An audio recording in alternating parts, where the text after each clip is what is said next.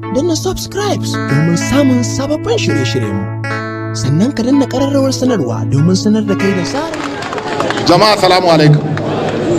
Jama'a ina magana da Hausa mutane su ji. Mun zo nan garin ba wasa muka zo ba.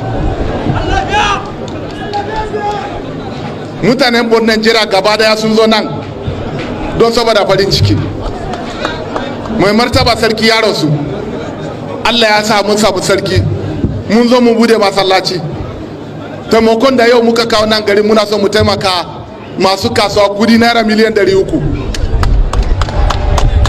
Banda kudi naira miliyan 300 din mun zo da keke napep guda 40, sharon guda 20, golf guda 20.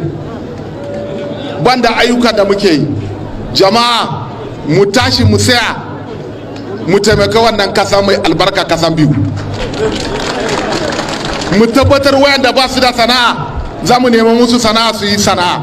Za mu yi kokari wanda ba su da sana'a za mu taimake su, yara youth mu ba su jari. Don saboda haka wannan gari ne mai arziki, ba ma so wayansu su kawo su bata mana wannan gari. Yau ina zuwa nan biyu ya dade, kullum mun dawo wayansu suna gaga da wayansu abubuwa ko magana ba za a yi ba. Don saboda haka daga karfe 6 gobe duk wanda muka kama shi yana ganga yana wani masifa iko a cikin garin nan, na ba izini police commissioner da SS a kulle su kuma daure su a kai su mai. Abinda nake magana wannan ba don saboda kai na ba, don saboda kasan biyu ne.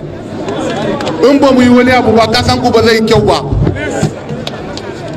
Mutane shashata a basu toro da sisi, kowa ya zai abin da yake so. A zaki sharakuna da wayan abubuwa a cikin garin nan ba za mu yarda ba. Insha Allah a ba mu haɗin kai. Akwai biyu dam, za mu yi kokari mu raya biyu dam.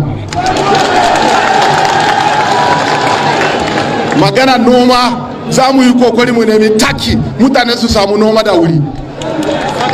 Kafin damuna ya zo ne za mu zo mu yi tanadin taki mu kawo mu ajiye jawa na. Masu wanda suna so su yi karatu ba su da karatu za mu taimake su. Wanda suna neman sana'a za mu taimake su.